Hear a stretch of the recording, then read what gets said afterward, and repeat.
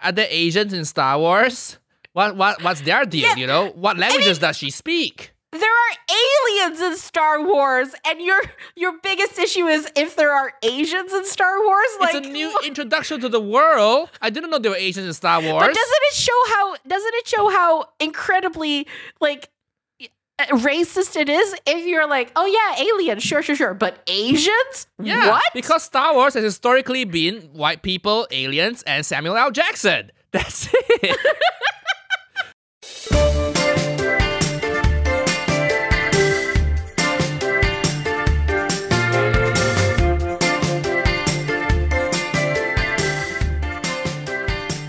Welcome to Rise to Meet You, a comedy podcast about Asian culture. I'm your host, Nigel Ng.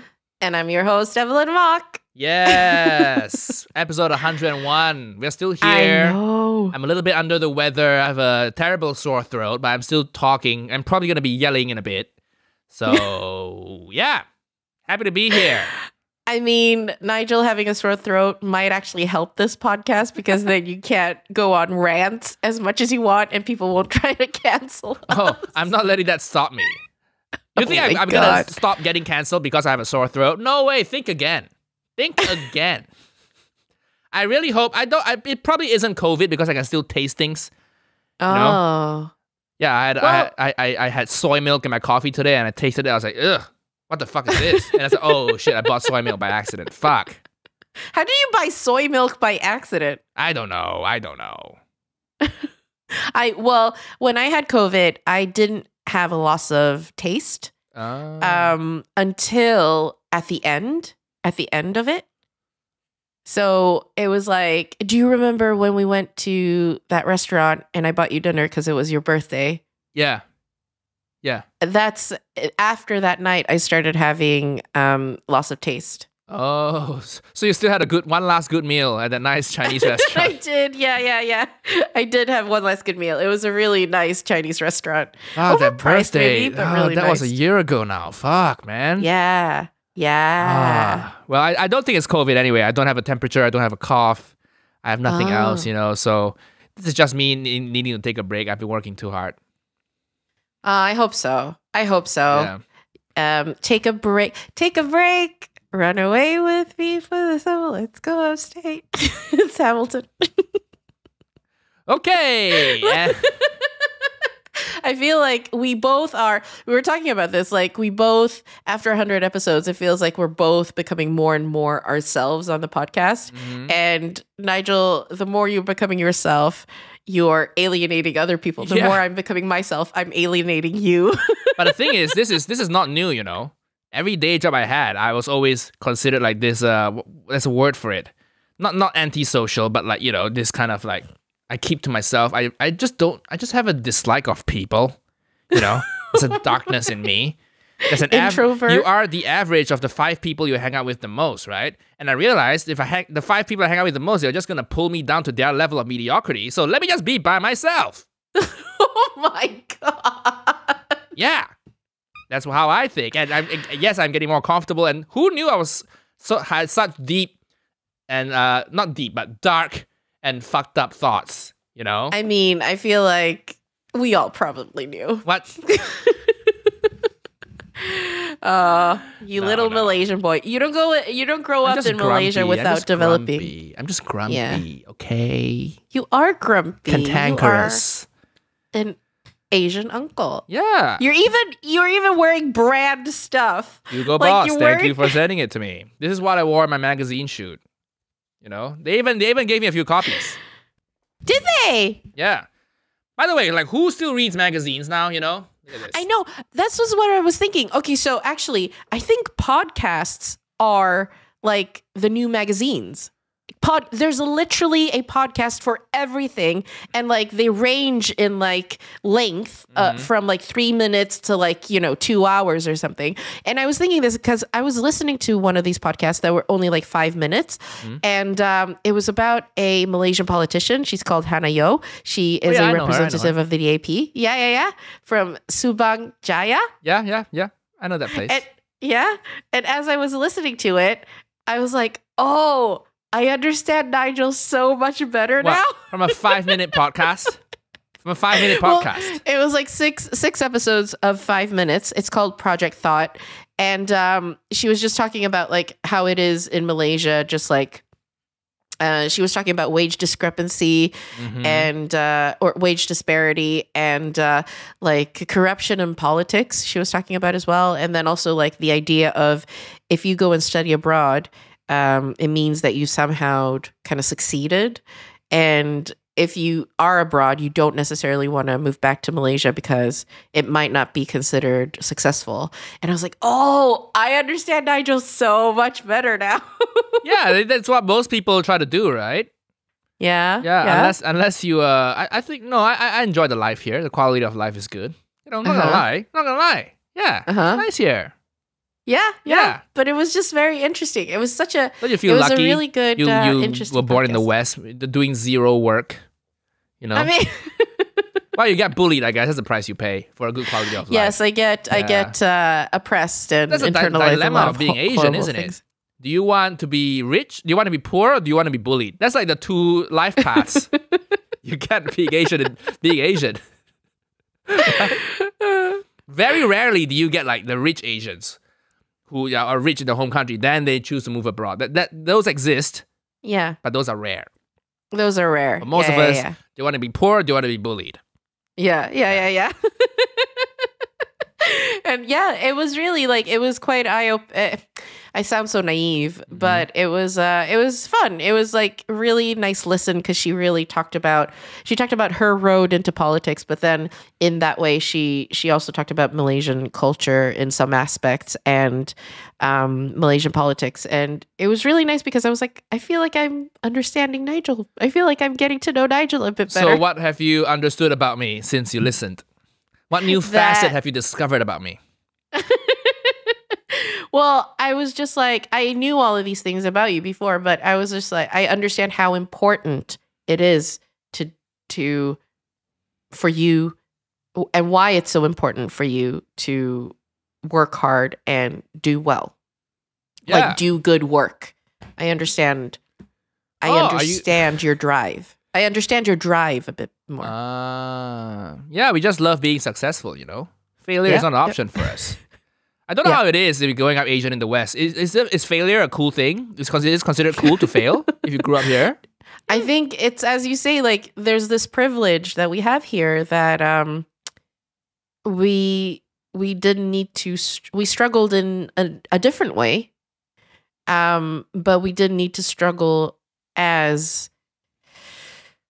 Obviously, it depends on case to case and everything, but it's a different type of survival instinct, I think. Okay. In Malaysia than maybe it is here, at least for me personally. Interesting. So do you still wish you grew up in Gothenburg now instead of Asia? Because you will be endowed with that drive to succeed. You know? Well, I think if you're a Western-born Asian and you feel like you haven't achieved anything in life, that's your problem right there. Because you were born in the wrong place, the wrong hemisphere of the globe. I just see another terrible cancellation coming. No, but it's interesting, and I understand, and that's what I've seen with my cousins as well. You know, they grew up in Hong Kong, and it was like I understand their drive as well because it's very, very tough. Yeah, it's very tough, and nothing comes for free there. So, yeah, that was what I learned, and it was very exciting. I mean, it's like, you know, when you came here, you must have felt that difference really, really harshly, right? Yeah. White people are so lazy. That's what... Western people. Let's say Western, because there are lazy people of all races in the West. But like, people feel work a little bit, then they want a spa holiday. I'm like, what? And then some people have the nerve, cough, Evelyn, I'm trying not to work on weekends. I'm like, what? You are a content creator, self-employed. Weekends don't exist, okay? Well, I was trying to work on my stuff on the weekend. Okay. You gotta phrase it like that. That's true. Because I got the message, I was like, what? What? You expect to have Monday to Friday schedule? Why don't you just go work in an office? You used to work at Google, right? Why would you go work at Google?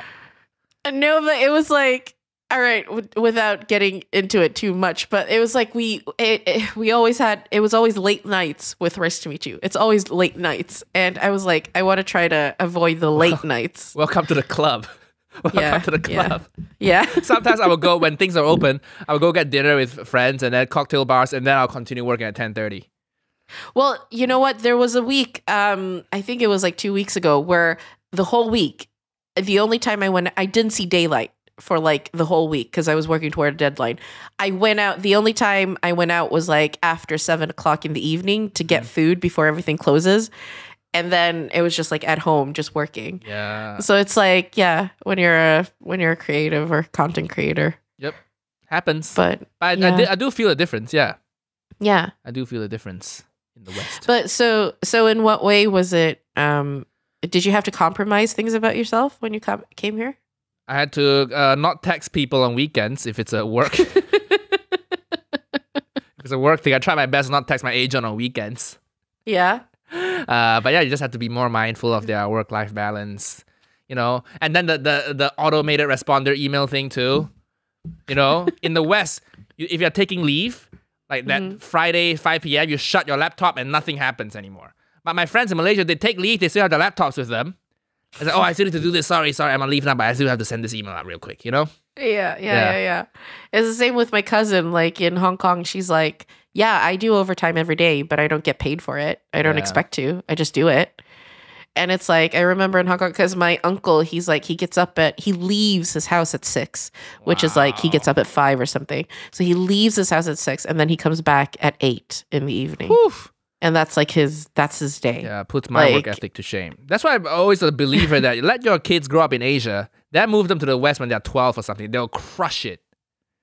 They'll crush it. The competitors are like, you know, people who don't work as hard.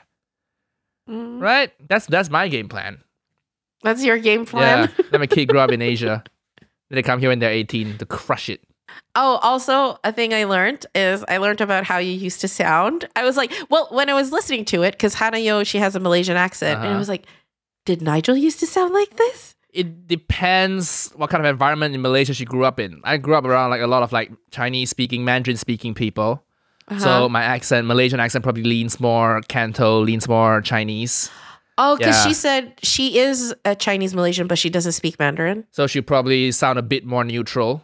She sounds like Jason Leong, actually. Yeah. So that's the comedian. I didn't really sound like that. I sounded more like Uncle Roger.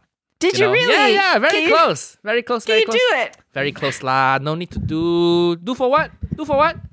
Like I sound like this law. Look at how similar it is. Did you really? Yeah. I mean, yeah. In a casual environment, that's how I sounded. If you're in a formal place, you kind of drop the slang words and stuff. Yeah. Yeah. But that's how I sounded. And then that's why Uncle Roger was so easy to do. I was like, oh, I just played myself when I was growing up. It's great. But then how come? And then so when you came to the West, you had to you have to code switch a little bit. You had to code switch. You want to get laid, right? Right? People. By the way, people don't talk about this. People talk about code switching like it's a wealth thing, it's a privilege thing. No, it's a pussy thing. There are certain accents that are considered sexy in the West, and certain accents that are not.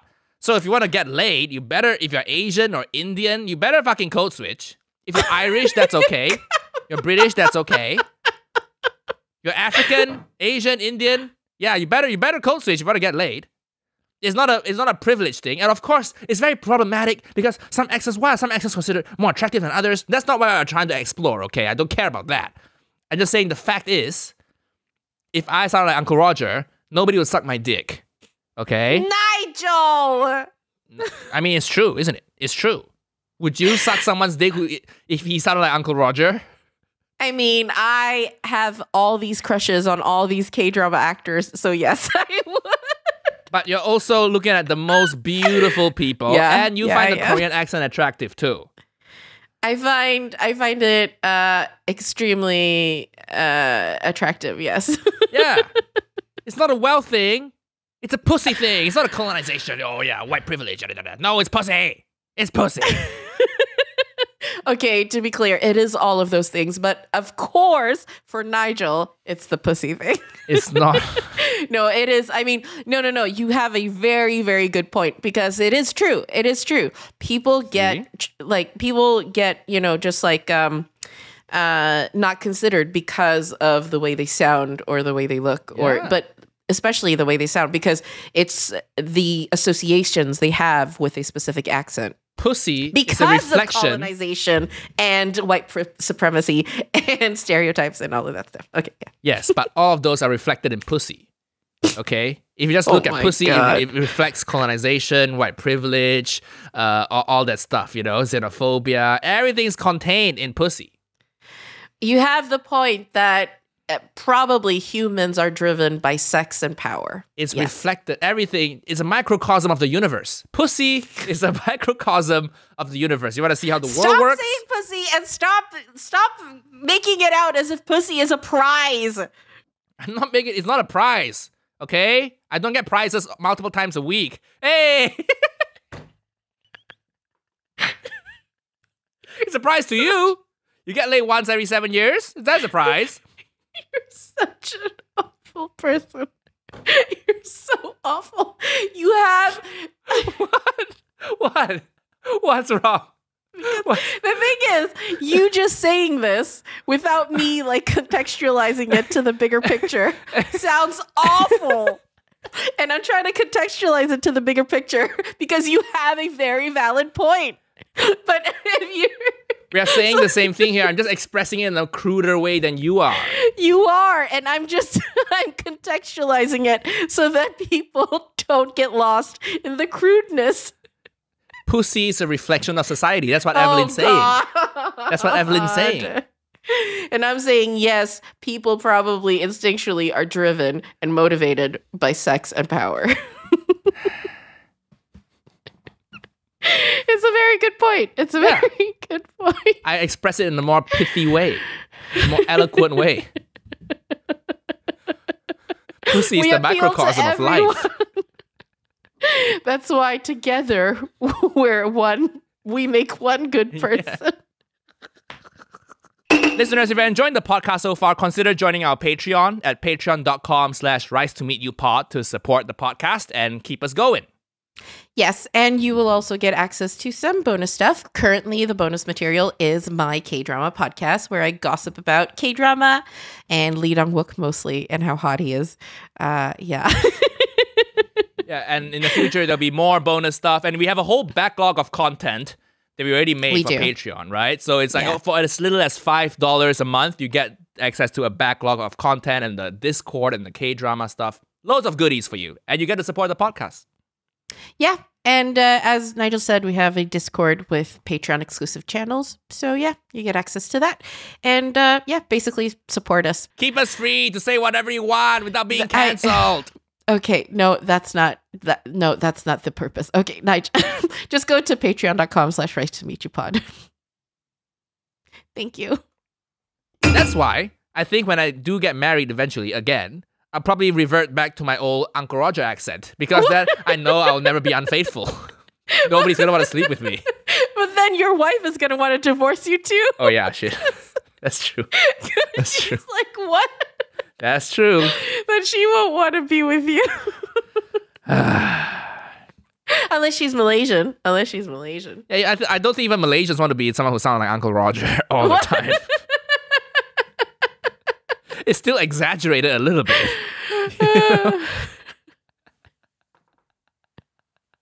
What you do. Yeah. Is that what it is? What you do? Yeah. And then we like to use the word where God. Like if it's where God, like if you say, oh, I bought a new lamp, so my house is really bright now, and they walk in, it's not bright at all. We just say, where got bright? We always say it twice. It's a Malaysian thing. We repeat ourselves. Yeah. We always say it twice. So how come there's like a drop of I love it. I think it's really nice. Yeah, I know. I'm bringing the accent out to the world. To the people who hate Uncle Roger, check your own white gaze, bitches. Actually, yeah. There's so many people who are like, oh, Uncle Roger is like a minstrel version of an Asian man. And it's like, no.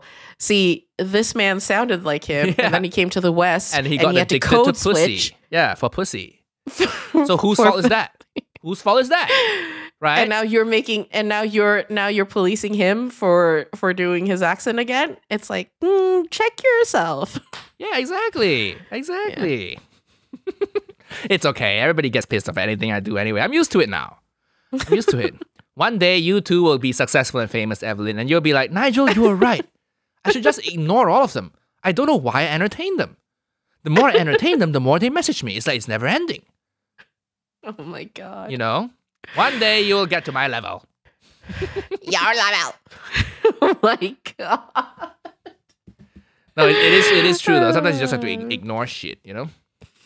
Yeah, I mean, especially now because a lot of people are sending hurtful things. You're also a more emotional person. You get affected by things more, you know? Because you go to therapy too much. So you're too in tune with your feelings. So sometimes suppression is a good thing. If you want to be successful, you better learn how to repress your feelings because, oh boy, hate messages are coming your way.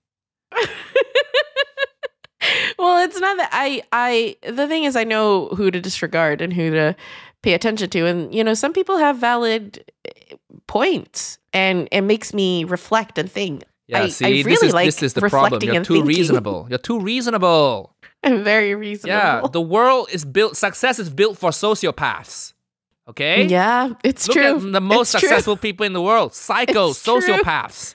It's true. Reasonable people don't rise to the top, Evelyn.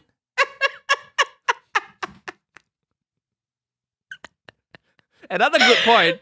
That is a very good point.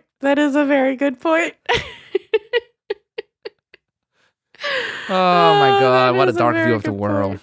I feel like that's what's happened to you this year because you've been through so much and it's just coming out now because you don't go to therapy and this is how it comes out. I think going to therapy will make me less successful because it'll make me a more reasonable person. You know? God. I think it will kill my empire. I think Claudia will kill my empire. Your therapist, Claudia. She will dismantle the foundations of my empire. She would just pull one string and then everything would crumble. Yeah, no. You're right. My dad didn't hold me enough when I was a kid. My dad helped me a lot. That's the end of Uncle Roger. We had a tandem bicycle and everything. It was a nice childhood. Yeah, I had a tandem bicycle growing up. Yeah. Why are you bragging about having a tandem bicycle? That's his way of holding me. Okay. Wait, so you would ride on a tandem bike with your dad? Yeah. Why is that not a sweet thing? Why is that? Why are you laughing at that? Did your dad ever do that? Huh? No, because he was too busy working at his takeaway, ignoring you. That's why. That's why you need therapy. I don't need therapy because I had a tandem bicycle growing up. So what, did you learn how to work? Did you learn how to work together because you had to pedal the thing at the same time? That's when you open up. That's when Asian parents open up. And they're riding in front of you on a tandem bicycle. Yeah, when they don't see you, then they feel comfortable enough to open up to you. I don't know why that's so funny. It was a wonderful childhood. If white people did that, you'd be like, oh my God, such a great dad. But because my dad's Asian and I'm Asian, you just, you know, is your deep-rooted racism, Evelyn. You laugh, you find that comical. You can't even escape you can't even escape from a scene quickly on a tandem bike. You would have to be like, okay, coordinate it now.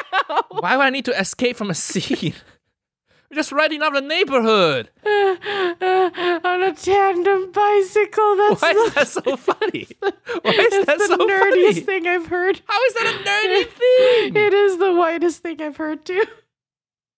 It was a nice childhood memory. Tandem bicycle. Wow. Some people will kill to have their dads take them on a tandem bicycle. The amount of love and affection that you never got. Well, your dad's spending more time with his walk than with you. You know, in the meantime, on a tandem bike with a helmet, you know, little helmet on my little Nigel head.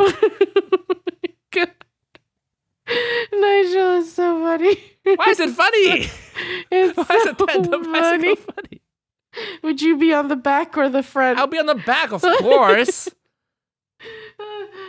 Oh my god! How has your dad expressed affection? Huh? By caning you?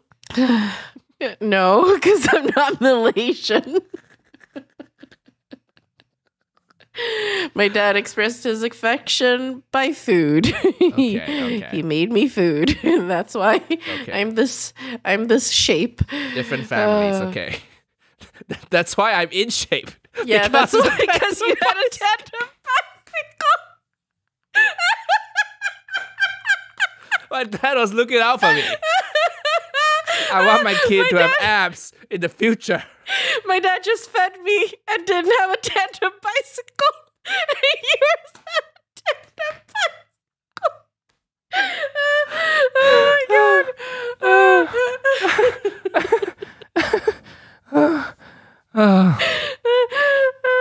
That's funny. Oh my god, I can't. A tandem bicycle. You heard it here, folks. If you want your kid to grow up with abs, tandem bicycle, that's what you need to do.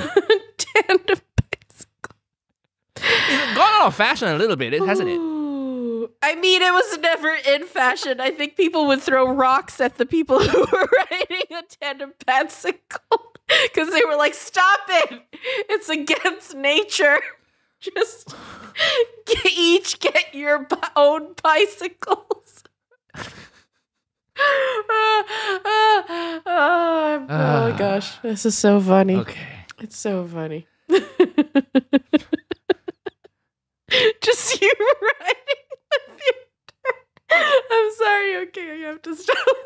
It's the funniest thing. I don't know why It's the funniest mental image. Please, somebody Photoshop Nigel's face and an old Asian man's face onto two people riding a tandem bicycle. That will be my screensaver forever. Oh my god. I still don't know why you find it so funny, but okay. It's so funny. It's so funny. I think it's my favorite thing I know about you now. You had a tandem bicycle. Okay.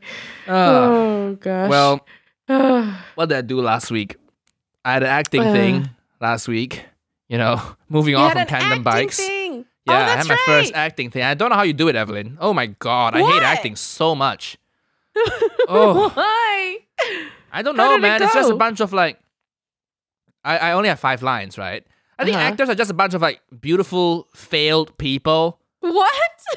Yeah, every production you have like maybe 2 stars. That's it.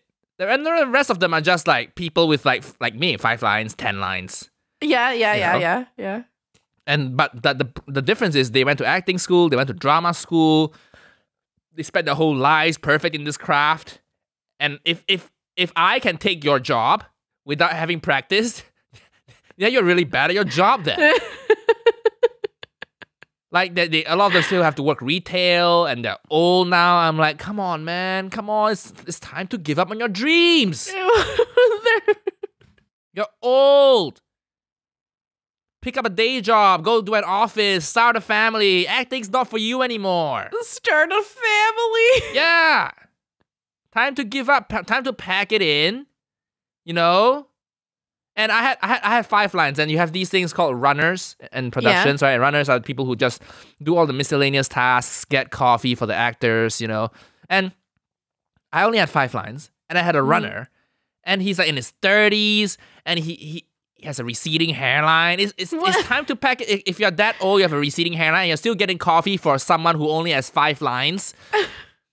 You're a failure. It's time to pack it in. He's pursuing his dream. Yeah, you failed. Time to give it up. If your hairline's higher than your career position, it's time to pack it in. Nigel. You gotta know when it's time to quit, right? I told myself if comedy doesn't work out and I'm 35, I would quit. 35? That's pretty generous. I'll probably quit earlier than that, to be honest. Yeah. Well, that was what I was telling myself too. It's too much. Well, you have. I think you're successful enough now. You don't have to quit anymore. Am I? Thank you. Yeah. Stop doubting yourself. Stop doubting yourself. By the way, listeners, you know we are doing this podcast, just the 2 of us, and Evelyn keeps wanting to bring interviewers on. you interview people, which is fine. But I feel like sometimes you want to bring people on the podcast, a third person, because you fear the success of being in the limelight. You think you don't deserve it. No, I want to bring people on because I love talking. I'm very curious and I love talking to people and about their life experiences. And I want to platform other people. I think that's nice. Okay.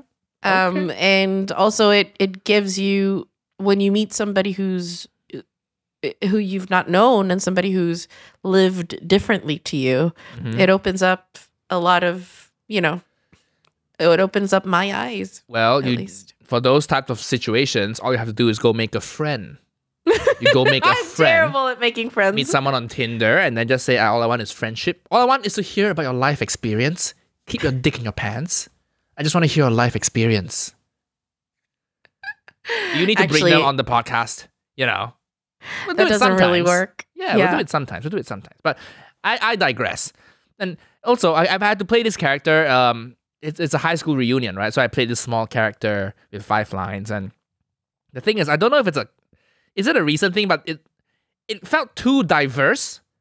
Like the people at the TV show felt too diverse to the point of being distracting. It's a school in England. Probably not a city school because it looked a bit shit. I don't know where it's set, but it's 10 people around a table. Why are there 5 black people and 2 Asians? That doesn't feel right to me. I mean, if it's London, that's right. And I mean, was it a public school or a private school? I don't know. It just looked a bit shit. So maybe it's public then, right? I don't know. It just feels a bit weird because if you go to a diverse school, the Asians hang with Asians. The black people hang with black people. The white people hang with themselves. There's no mixing. And also, if you're not white, why would you ever go back to a high school reunion? You were bullied. Why would you want to catch up with your bully 10 years later? That's true. I'm not going to go back to my high school reunion because I was bullied. I would never go back. I'm grateful for the position, but I'm like, surely you should get a white person to play me. This is not... This is a bit weird, isn't it? I mean, I feel like that's a very maybe American way, like the ethnicities hang with each other. I think in Britain, it's kind of mixed. Really? Yeah. I don't think so, man. No? I don't think so. Yeah, I mean, everybody's ostracized by their race in school. Yeah, I think that's more likely than not, right? So I don't know. It just felt a bit distracting. Too diverse. Can we stop it with the diversity, please? What? What are you talking about? And it's not like you have Asians playing like main roles. It's mostly extras. It's the white people with a lot of lines. Oh, so were they at the table? It was the extras who were the people of color. Yeah, mostly. Yeah. And then the actors were white. Yeah. So they did this thing where they try to color up the environment. Oh, is it a thing in the industry? Is that what they do? Oh my God, yes. Yeah. If you look at the main cast, maybe, I presume then most of them were white in the main except cast. one Indian, Asian, like South Asian person. Exactly. Yeah. Exactly. All white except one person. And then they try to color up the environment. But why? Isn't it a bit more weird if you have a scene of all races but only white people are talking? Well, yeah, that's colonialism. Like blurry that's black people in the colonialism. black background. Blurry because they're out of focus, okay? So it's just like I'm not implying the darker camera can pick up their figures in the skin. color. I'm not implying they're too dark for the camera to pick up. I'm saying they're out of focus, a bokeh. You see black people bokehs and Asian bokehs. Bokehs means the out of focus area of the camera, okay? Yeah, exactly. So it's just blurry, like people of color Yeah. in the background. And then 2 white people talking and you see 10 blurry black people in the background. Does that not take you out of it a little bit? And then you see the show, you're like, why do they not let the black people come into focus? Yeah. That is colonialization and white supremacy at work. I'd rather you just have a cast of all white folks. It's less distracting, isn't it? Well, that's the thing. That is what happens when you still let white people handle diversity. Oh. Because it's like, you're like, okay, I don't see any difference here. This isn't diversity for real. This is just covering your asses, basically, is what it's doing. Well, they had one South Asian guy on the main cast, but one. Oh wow, yeah. they're But maybe the talent trailblazers. pool's bigger because I mean, let's face it, how many Asian people do drama? Right? A Maybe the lot talent of pool's Asian people do drama. Really? Have you seen? I thought we like being successful. Have you seen Bollywood films? Every Oh. Asian person, I bet, has that drama streak in them, even if Okay. they choose not to be actors, Okay. because of Bollywood films. That's okay. I get that point. I get that point. Yeah. But it's like, but also, it's not. It's the common excuse that a lot of kind of white, producers or commissioners use. And I've actually spoken to like somebody who did this, who they say, they're like, but where's the talent? Where's the talent? And it's like, they're like, what? So I'm supposed to go out and, make the extra effort to find the talent? Yes. Do the work. Because that's the thing. I think most people don't want to do the work because this is hard work. We do the work because we have to, because otherwise it would drive us insane, because we have to think about these things. We have to think about structures and how society is built to kind of work against us. We have to think these things. We have to see the matrix, because otherwise we would go insane because of the prejudice and oppression that we live under. But white people don't have to. And that's why I think there's such a big kind of argument happening now, because we're actually demanding them to do the work and they don't want to.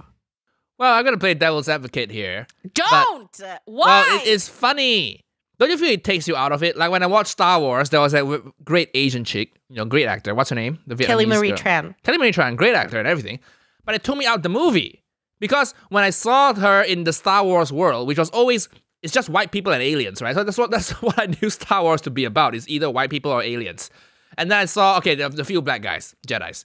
And then I saw Kelly Marie Tran, I'm like, I saw the movie, I saw her appear on screen, and I'm thinking to myself, is there racism in the Star Wars world? Does Kelly Marie Tran's character take off her shoes when she enters Jar Jar Binks' house, It takes me out the movie. I start thinking, oh, I can relate to this person. I wonder, is the Star Wars universe a very white-centric universe? It put too many questions in my head. I just want to watch the movie and enjoy it. So that's interesting. Yeah, You'd like rather... if I just watch Kelly Marie Tran's character, I think it's a good thing overall, and I think it's something we just have to get used to. But if Kelly Marie Tran's character was white, I can enjoy it as entertainment more, because it's a fantasy. I just watch it, I'm like, okay, it's Star Wars. It's white people shit. Yeah, it's fun. Wait, so you mean by Kelly Marie Tran being in it, you started to wonder how Asian she was? No, I sort of wonder how Asians fit into the Star Wars world. Do they eat their food with chopsticks or with lightsabers still? Does she take her shoes off in the house? Did she grow up wearing the same garb as every Jedi wears? Or is there an Asian kimono version of a garb? Is there Asian culture in the Star Wars world? And what would that be like? But I think those are really good questions. And I think that that's really good that it makes you kind of wonder that. But also because you're a comedian, you wonder that. So but you it won't takes me suspend. out of the movie. But takes me out you of the won't movie. suspend. Okay, so. But what you're kind of saying is that white culture is the standard. Yeah, is there And COVID crime in the Star Wars world? Sorry? Is there COVID-related hate crimes in the Star Wars world? Does Kelly Marie Tran's character get called the Chinaman? Nigel, I think this is a really good premise for a bit. I think you should work on it. Really? It's a really interesting idea. Because you're not saying, because the thing is, you're kind of highlighting how internalized the white gaze is within you. Yeah, that's the same way if I watch like a Stephen Chow movie, Hong Kong movie, and I see a white person in there. Now I'm like, okay, does this white person fit into the cast? What's the backstage scenes like? Is he understood? Did he grow up in Hong Kong? How did he get this role? Diversity isn't all good, Like, I'm not really sure how to interpret this yet, but I think it's name an really Asian interesting. movie. Name an Asian movie you've watched recently. Parasite. Okay, let's say Parasite. Yeah. If it's diverse and they cast like a white person and a black person in there, wouldn't it make you feel a bit weird. You're like, this is Seoul. Why? And they keep to themselves. Why would they hang out with this white person? Why? No, because you're coming at it from the majority perspective. Because I was watching. So when the camellia blooms, they have one of the characters, a minor character, is a girl called Helena, and she is white, and she works at one of the restaurants, and she's just like a comedic character just in the background. So, but she has a few lines. And when she was there, I was like, ooh, a white person. And she spoke Korean. And I was like, of course. I mean, there are white people in Korea who speak Korean and live there and stuff. And, black people from everywhere. And I'm like, I feel that's so great because they've included that demo, like why wouldn't there probably are white people who are working in a restaurant somewhere speaking Korean, and it's like you can make all of that sure it's unusual, but then you can make all of that kind of analysis. You're like, oh, okay, I mean, obviously maybe it's easier for me because I'm a diaspora here, but obviously it's like, oh, yeah, that's a person. She's a white person. She ended up in Korea somehow. She speaks Korean. She works there. It's no big deal, really. So it's like you can do all of that stuff. But yeah. But so you when were taken she out of showed it up too. in Camellia, sorry, you were taken out of it too. You were like, oh, okay, it's a white person. Okay, that's fine. But if Yeah, it's well, Korean, you wouldn't even think about it. You'd be like, yeah. Then you keep watching. Yeah, but I think that's more problematic. I think because it's starting to happen now, that's what we're gonna have those little like, ooh, oh, cool, okay. But then when it's been happening for like maybe 10 years, we're like, oh, there's no big deal. That's no big deal. I'm saying if you want to make a diverse movie, give us representation. Let us all be Asian. Let's do that. Well, it doesn't have to be all or either. It's supposed to be mixed. Supposed to be mixed, right? If the plot calls for it, if the plot calls for it. What is this kind of weird, like... It takes me out the movie. Ethnic... Why? It's like Star Why do you Wars. want to segregate film? Are there Asians in Star Wars? What's their deal, What languages does she speak? There are aliens in Star Wars, and your biggest issue is if there are Asians in Star Wars. Like, it's a new introduction to the world. I didn't know there were Asians in Star Wars. But doesn't it show how incredibly like racist it is if you're like, oh yeah, aliens, sure, but Asians? Yeah, what? Because Star Wars has historically been white people, aliens, and Samuel L. Jackson. That's it. So you introduce this new character. Now it's opening up this whole world for me. Maybe it's a good thing. Maybe it adds a rewatchability into it. It is a good thing. Yeah. It's a good thing. It's a good thing. Fine. You're basically, I think you're illustrating the point, really, for why it needs to happen. Okay. So you need to cast more Asian. But maybe we need to flesh it out. A bit more backstory, Because now I'm wondering, does Star Wars have any Asian culture? Well, maybe the next one should be Kelly Marie Tran takes them to her house. The Kelly Marie Tran's mom wanted her to be a doctor, but she's like, no, I want to be a lightsaber Jedi, Is that how much similarity does an Asian in Star Wars have with Asians in the real world? Or is it literally just, they just look Asian, but culturally they are Star Wars culture. It's whatever the Star Wars universe is. I think that's the point. I think that's the point in the film because like Star Wars seems to be just like a really blended whatever. But that is very funny. Like Kelly Marie Tran bringing him home to her house. Her mom's like, if you were a doctor, you wouldn't be bringing this what's it called, stormtrooper, this defected stormtrooper, putting us in black jeopardy. Too. That's a whole other ball game as well. Yeah. I would pay to watch that. Kelly Marie Tran trying to convince her Asian parents to hide a black stormtrooper that's defected from the Death Star. I would watch that.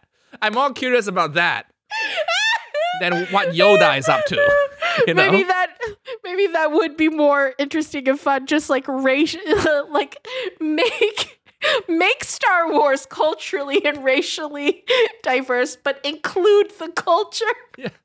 That is a sketch, Nigel. That is a sketch. That's Exactly. so funny. I guess that's what I'm trying to go for. You have to include our culture. You can't just slot us into a white thing. You might as well just cast a white person. It's less bizarre. You know?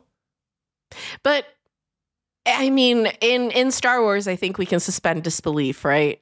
But Yeah, I do understand what you're saying. It's like, it is interesting. It is that interesting thing because sometimes, you know, they'll cast people of color in roles that have no racial kind of context to it, and also call it diversity. But then it's like, but you're erasing the cultural.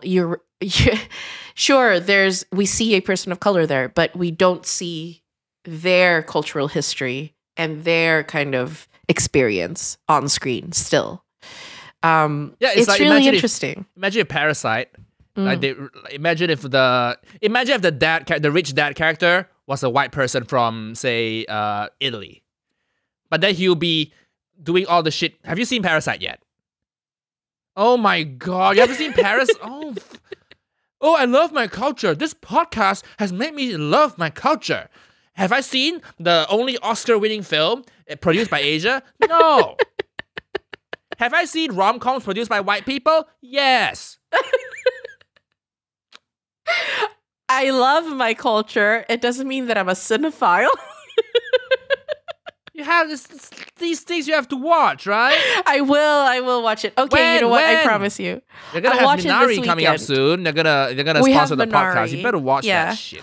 I'm gonna watch. Okay, so this weekend, I promise you, Nigel, I'll watch Parasite and I'll watch Minari. Okay. I promise. Good. I'm gonna get Amazon Prime. Let's use a different example there. Imagine if Crash Landing on You. Imagine if Captain Ree was a white Italian guy. Oh yeah, that would be so problematic. But he still does all the Korean shit, you know, with the finger hearts. It's not even problematic. It just takes me out of it. You know, I'm like, what? He's North Korean, really? You know, it takes me out of it. But I don't. You could argue it's diversity in Korean cinema, Korean TV shows. You go, it's diverse. They have white people, they have Asian people, and the white people's in the lead role. Look at this. The white people's in the lead role. This is really interesting because I feel like you're coming from it. I feel like you're coming to it from a majority perspective, and I'm coming to it from a minority perspective. But why would you want, if it's a white scriptwriter writing a show about mainly white people, but then they cast like an Asian person in the second lead role?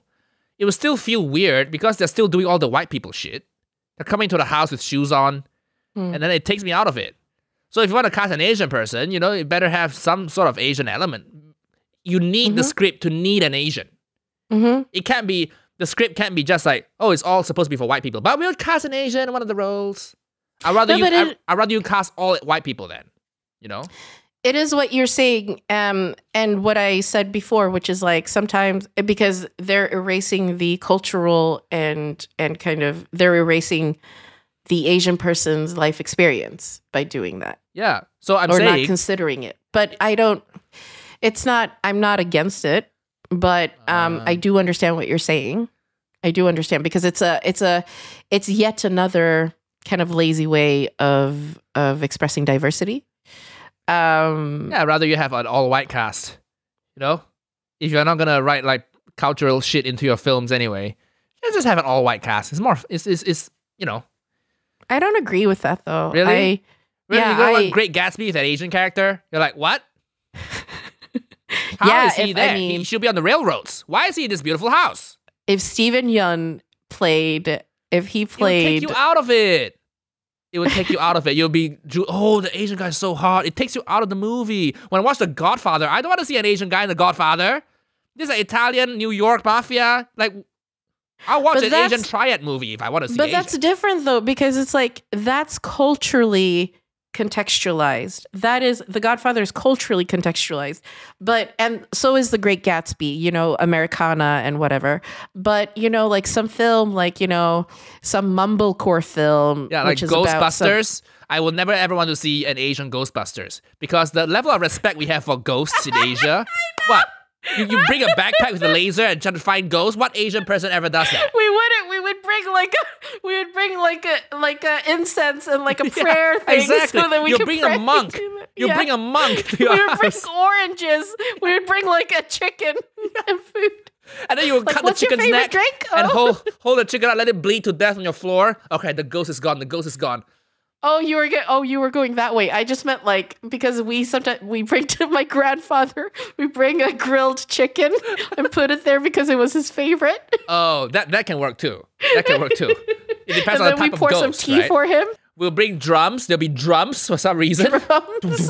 Chinese drums to chase the spirits away. So I never ever want diversity in Ghostbusters. That's a white people thing. To shoot at ghosts with a laser. No I Asian totally get person what you're will do saying. that. Yeah.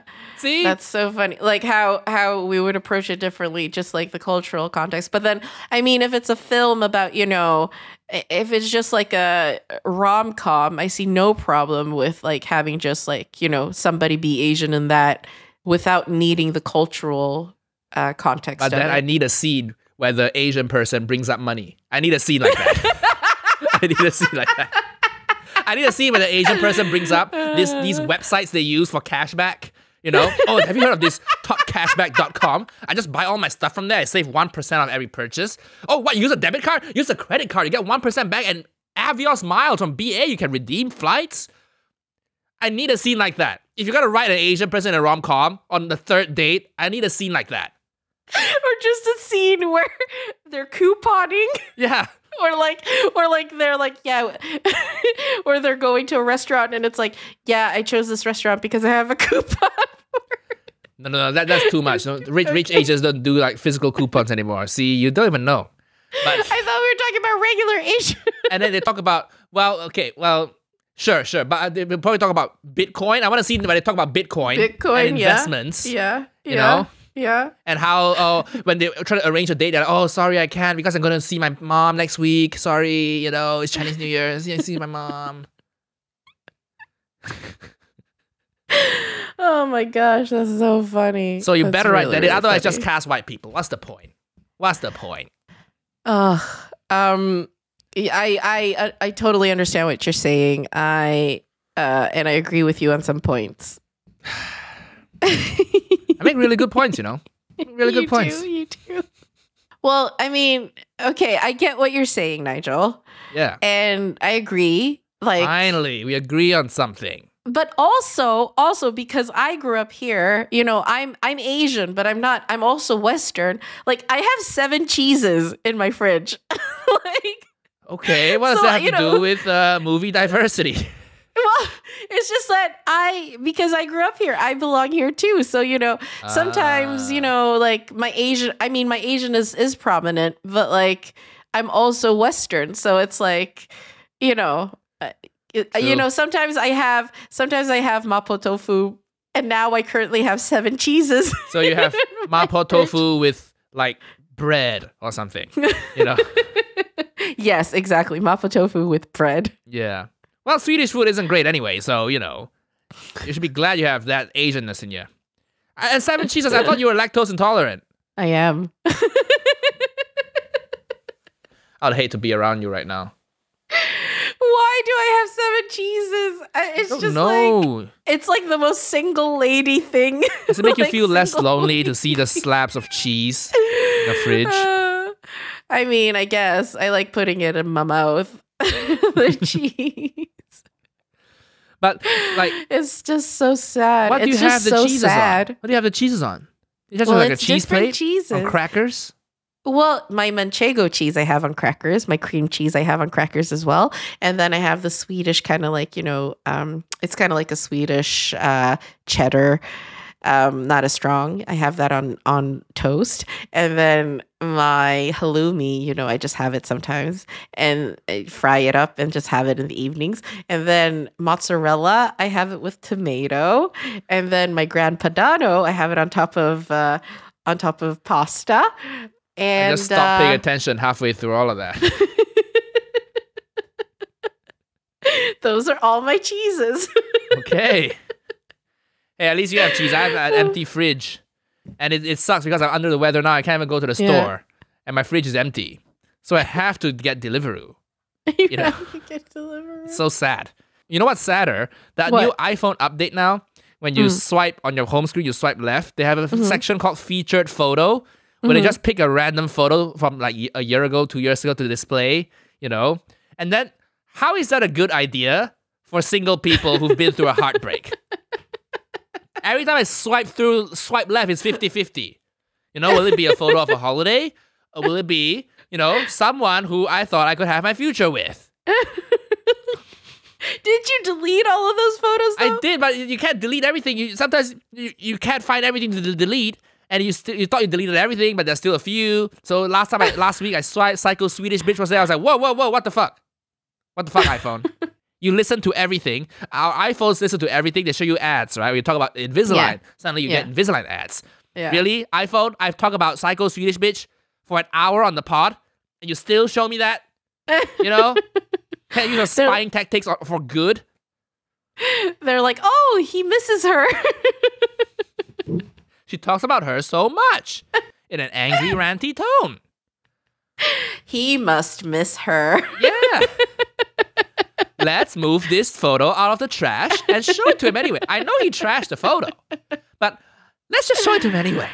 Oh, that's so funny. Sometimes it's my ex-wife, you know. Sometimes it's your ex-wife. And it's like, fine, I'm no animosity against her, but it's like, I don't need to see this now. Right? It's so funny. It's so funny.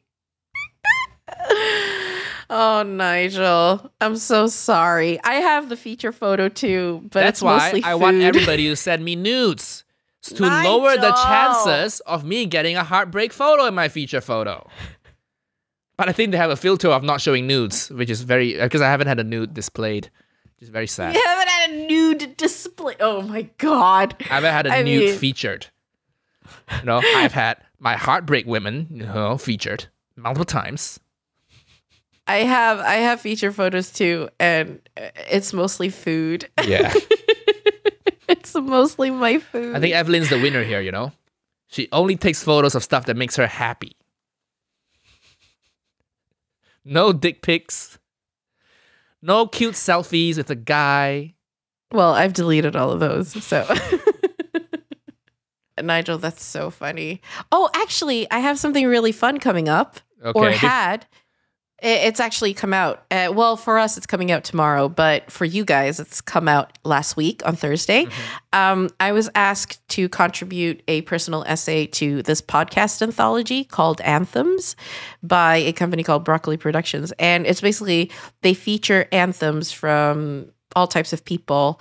And it's a personal essay that you then read into a blog, and then they put like music on it and stuff. And so it's really, really cool.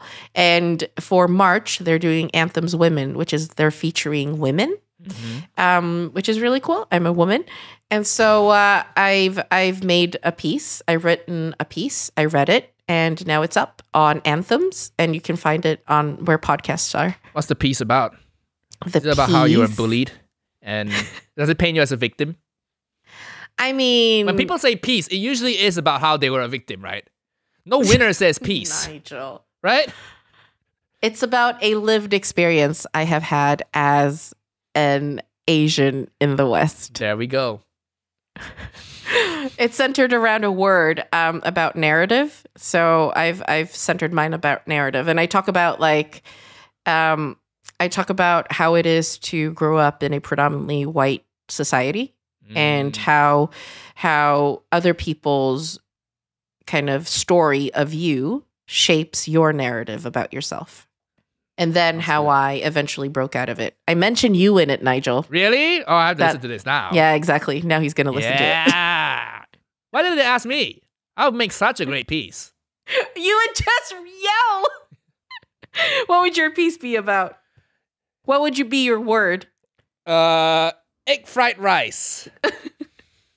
A simple dish that belies thousands of years of complexity and personal taste. Pussy is a microcosm of society. Oh my God. I will give it a listen. I'll give it a listen. Although, You know, you kind of prove my point about how Western-born Asians always have that lens, which is you know, a valid lens, but it's always that lens, right? Well, yeah, and in the essay, I go into how we got that lens and how we're breaking out of it.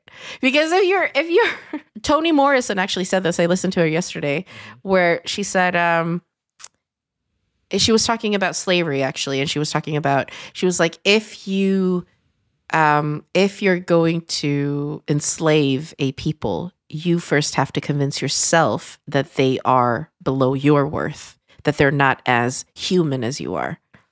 And in addition to that, you then convince those people as well. And when you enslave a people, you take away their, you take away their language first, so they can't communicate. Like, you take away everything that they can possibly find pride in. Exactly. That's why I'll never ever be vegetarian, because I don't treat animals like humans. That is an insult to humans. You know, to say to someone, I respect you as much as I respect a chicken, that is an insult, isn't it? So when vegetarians say, do you know pigs have feelings too? I'm like, well, I have feelings too. Are the pigs' feelings, the pigs' feelings matter more than mine? You know? Does it make sense? Do you see what I'm trying to say here? I can understand what you're trying to say, because I think sometimes people, they can show more grace to an animal than another human being. Exactly. Can you imagine if you're a vegan slave owner? Okay, I think that's a sketch. Yeah, no, that's not a sketch. And that's my I think piece. We're vegan done slave for this owner. week. Nigel, we're done for this week. We're vegan done. Slave owner. I We're will done for not this week. eat pigs, but I will work you to your bone. Okay, we're done. Okay. Vegan slave owner. Like, riff with me. Riff with me. I don't find the premise funny. I cannot riff with you. The vegan slave owner who respects pigs but they respect Asian people. How funny is that? How funny is that? Okay, I mean, because, Hitler was, supposedly he was vegetarian and he loved dogs. Yeah. And he was a genocide maniac. So, genocidal maniac. So yes, there's some humor there. There's something there. Yeah. But also, vegan slave owner. Do you know pigs are as smart as a 5-year-old? Do you know pigs are as smart as food? No food for you. Okay. All right. Well, okay. All right. We don't have to riff on this. We don't have to. I think it's a genius sketch idea. The vegan slave owner. We already came up with 2 really good sketches, which is racial Star Wars. and Asian Ghostbusters. Those are great sketch ideas. Vegan slave owner can be on the shelf. Like, that's not a sketch Listeners, that we're gonna develop. Let us know, which sketches do you want to see us develop? Somebody give us a sketch show. I mean, we would write such funny sketches. Yeah. I think honestly, we could make like a Chappelle show, but for Asians. Yeah. Vegan slave owner will be the first sketch. It's like the blind racist, right? Who was black. Huh? Chappelle's show first sketch ever was about a KKK member who was black, but he doesn't know because he's blind. Yeah. Clarence, is it Clarence? Yeah, I don't remember, but that's the plot. Then he takes his hood off. Bixby. Yeah. Clayton Bixby. Bixby. Vegan slave owner could be. Is it too risque? Are we gonna get cancelled for vegan slave owner? Let us, when we get our sketch show, I'm gonna let you pitch that to the room. Yes. And we'll see the reaction. Give us a thumbs up if you are watching on YouTube. If you are listening on Apple or any sort of podcast player of your choice, leave us a nice review and rating on Apple Podcasts. Yes. And support our Patreon, people. Thank you so much for listening. Bye.